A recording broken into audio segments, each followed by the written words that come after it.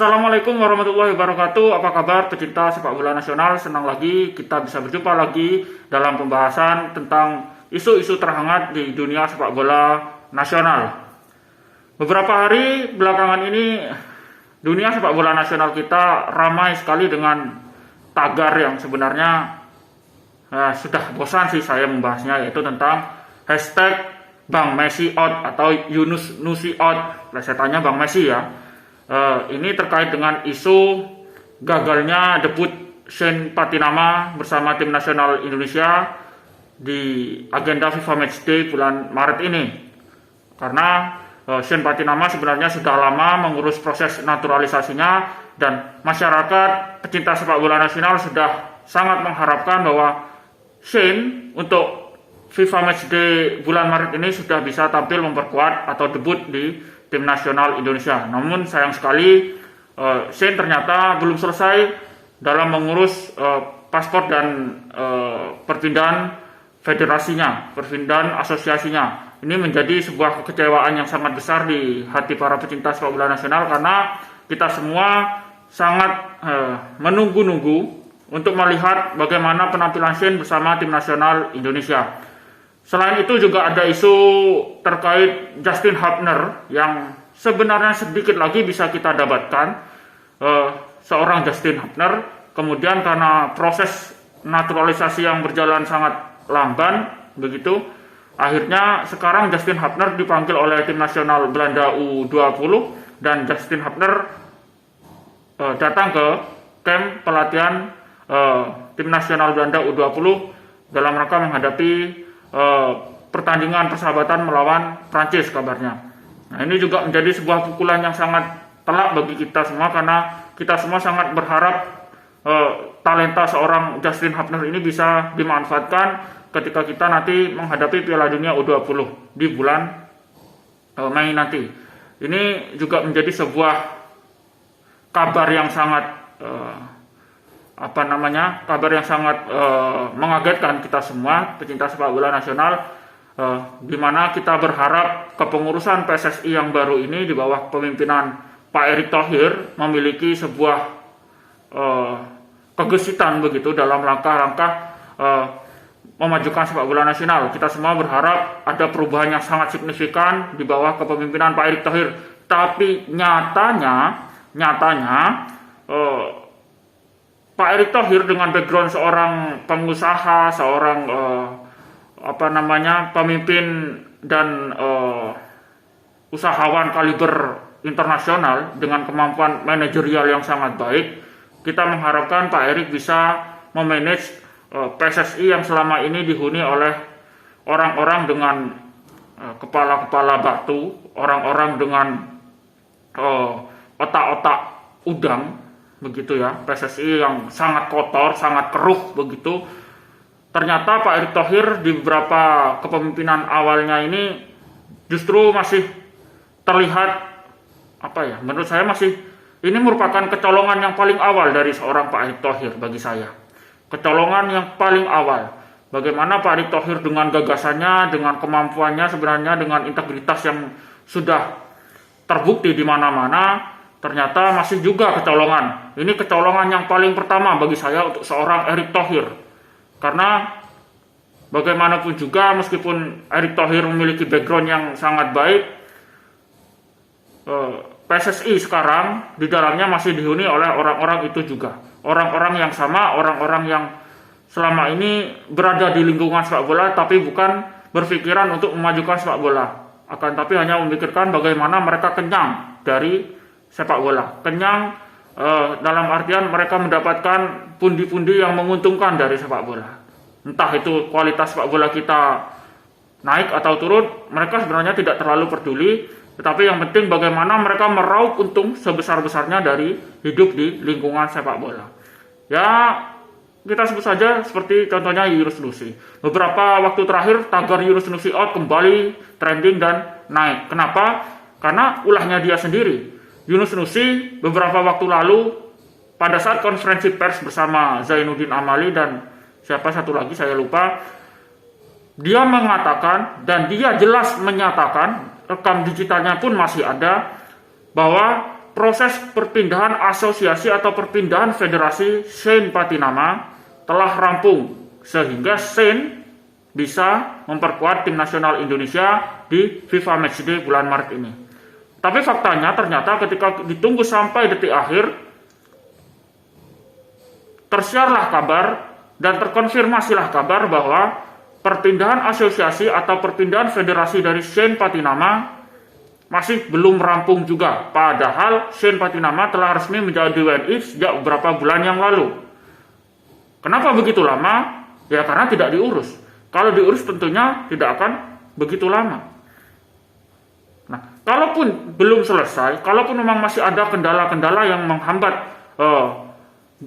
selesainya proses perpindahan asosiasi dari Shane Patinama, seharusnya Yunus Nusi tidak perlu memberikan pernyataan yang bohong seperti itu, pernyataan hoax seperti itu. Katakan saja, perpindahan asosiasi Shane Patinama masih terhambat karena ada proses-proses yang masih belum selesai. Misalkan Shane sibuk di klubnya sehingga proses kepengurusan paspornya masih belum rampung. Misalkan seperti itu, kan bisa. Nah, kenapa kemudian Yunus Nusi harus membohongi publik, mengatakan yang tidak sebenarnya ke publik, sehingga publik sudah terlanjur berharap Shane bisa debut, ternyata faktanya masih belum rampung. Ini kan sudah menunjukkan betapa bobroknya seorang Yunus Nusi dalam mengurus PSSI. Makanya wajar ketika para pecinta sepak bola semuanya mengangkat hashtag Yunus Nusi out. Dan ini sangat menarik bagi saya. Saya menunggu pernyataan seorang Erick Thohir, saya menunggu langkah seorang Erick Thohir ketika anggotanya atau saya bisa disebut koleganya ketika KLB kemarin, atau bisa juga disebut sebagai tim suksesnya seorang Pak Erick Thohir ketika KLB PSSI kemarin. Bagaimana respon seorang Erick Thohir ketika Yunus Nusi melakukan hal yang demikian? Karena meskipun ini terlihat sesuatu yang sepele atau remeh, tapi apa yang dilakukan oleh seorang Yunus Nusi itu sudah terlanjur banyak menyakiti hati para publik pecinta sepak bola Indonesia, menyakiti ribuan atau jutaan masyarakat Indonesia yang sangat mencintai tim nasional kita. Ini sebuah blunder yang sangat bagi saya sudah kesekian kalinya untuk seorang Yunus Nusi. Terlebih lagi proses masih simpang siurnya atau masih mendungnya proses naturalisasi Justin Hapner. Talenta seperti Justin Hapner ini sangat disayangkan kalau sampai lepas, karena sebenarnya sedikit lagi seorang Justin Hapner bisa kita dapatkan. Talenta yang jarang bisa kita temui. Justin Hapner besar di akademi yang baik, dia besar di akademi Wolverhampton Wanderers, kemudian dia memiliki postur tubuh yang baik, teknik yang baik, passing yang baik, semuanya dia miliki, tinggal hanya butuh waktu untuk menunggu kematangannya saja. Kemudian belakangan Justin Hapner kembali dipanggil oleh tim nasional Belanda.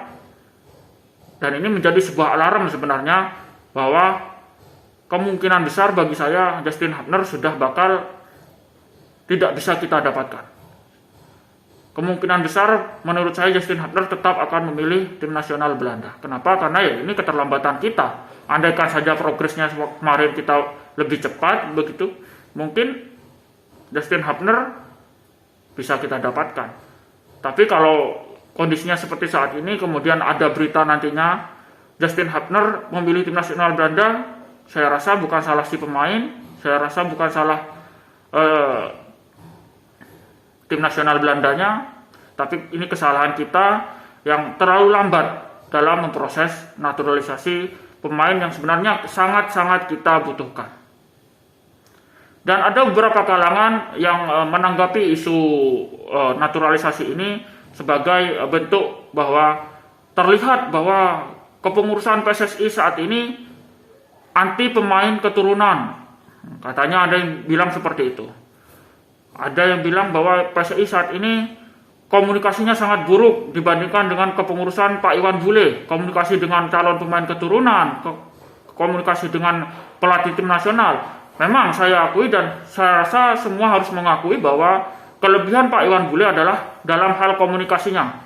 Komunikasi Pak Iwan Bule itu sangat baik, entah itu dengan calon pemain keturunan pada waktu itu, komunikasinya dengan pelatih tim nasional Sintayong pada waktu itu, Beliau sangat intens komunikasinya, beliau sangat memperhatikan, terlihat jelas perhatiannya terhadap tim nasional yang sedang akan melakukan persiapan untuk sebuah event begitu. Pak Iwan Bule kok secara komunikasi memang baik. Sedangkan Pak Erick Thohir memang sebenarnya masih terlalu dini untuk menjudge seorang Erick Thohir karena ini baru beberapa bulan dia memimpin PSSI. Saya rasa tidak fair lah kalau kita menilai Erick Thohir saat ini. Memang perlu waktu bagi seorang Erick Thohir juga. Saya harap Pak Erick Thohir benar-benar membuktikan kemampuannya. Karena saya yakin dan saya sangat memahami bahwa Pak Erick Thohir sosok yang memiliki kemampuan manajerial yang sangat luar biasa. Karena kalau tidak mungkin dia menjadi pengusaha kaliber internasional, ya teman-teman. Tapi kalau permasalahannya dengan pengurusan PSSI sekarang anti naturalisasi atau sangat kurang memperhatikan terhadap pemain keturunan begitu, saya rasa kita perlu menunggu apakah selanjutnya memang kepengurusan PSSI saat ini tidak begitu intens dalam mengurusi pemain keturunan atau seperti apa, kita juga masih butuh waktu. Tapi saya memiliki pendapat bahwa apa sih salahnya dengan pemain keturunan? Apa sih salahnya dengan pemain half blood gitu? Karena memang faktanya sepak bola kita sekarang, tim nasional kita sekarang, paling tidak untuk jangka pendek agar tim nasional kita bisa berbicara di event internasional, agar tim nasional kita bisa cukup disegani di paling tidak Asia Tenggara, kita masih membutuhkan pemain naturalisasi atau pemain half blood. Itu fakta. Kalau ada yang mengatakan bahwa tidak perlu, kita tidak perlu pemain naturalisasi, kita tidak perlu pemain keturunan, karena talenta pemain kita itu sudah banyak dan tersebar di mana-mana, semuanya luar biasa bakat-bakatnya. Itu adalah orang yang sedang, bagi saya orang yang berbicara seperti itu adalah orang yang sedang bermimpi di siang bolong. Karena mau cari ke pelosok manapun, kalau untuk saat ini kemudian tiba-tiba dia bisa bermain untuk tim nasional dengan luar biasa, dengan kualitas yang istimewa begitu, itu sangat sulit. Kenapa? Karena untuk menghasilkan pemain atau untuk mendapatkan pemain dengan kualitas yang standarnya internasional, itu tidak cukup dengan bakat saja, tapi memerlukan pembinaan, memerlukan proses-proses pelatihan yang harus dimulai dari usia dini sehingga nanti matang menjadi benar-benar pemain dengan kualifikasi atau kemampuan atau atribut yang lengkap. Misalkan dengan teknik yang baik, kemudian dengan fisik yang baik, kemudian dengan mentalitas yang baik. Itu memerlukan pembinaan yang sangat panjang. Harus dimulai dari usia dini. Tidak bisa kita ujuk-ujuk, pemain kita banyak bakatnya, ambil bakat dari pelosok ini, ambil bakat dari pelosok ini, jadikan tim nasional. Kemudian tiba-tiba tim nasional kita kuat. Saya rasa itu mimpi di siang bolong. Karena mereka rata-rata pemain-pemain, kalau bakat mungkin bakat alami, saya yakin memang ada. Dari sekian ratusan juta penduduk Indonesia ini pasti ada orang-orang atau manusia-manusia yang dilahirkan dengan bakat alami yang luar biasa, yang istimewa. Saya yakin itu pasti ada. Tetapi kemudian ketika bakat istimewa itu tidak pernah diasah, tidak pernah dilatih dengan baik, tidak akan jadi apa-apa juga. Sama saja. Makanya saya rasa untuk program jangka pendek tim nasional kita, menggunakan pemain keturunan itu masih sesuatu yang realistis dan sesuatu yang baik bagi saya. Tetapi untuk program jangka panjang, misalkan 10 tahun ke depan atau 15 tahun lagi, tidak boleh ada pemain keturunan, harus semua murni orang Indonesia, itu saya rasa memang sudah harus seperti itu. Kenapa? Karena penduduk kita banyak, saya yakin banyak sekali bakat-bakat yang dilahirkan di negara kita. Tinggal bagaimana kita harus mengelola itu, harus memoles bakat-bakat yang ada itu, dan itu memerlukan waktu yang tidak sebentar. Makanya harus 10 tahun atau 15 tahun lagi baru kita bisa memanen hasilnya. Begitu, saya rasa cukup sekian untuk pembahasan kali ini. Terima kasih.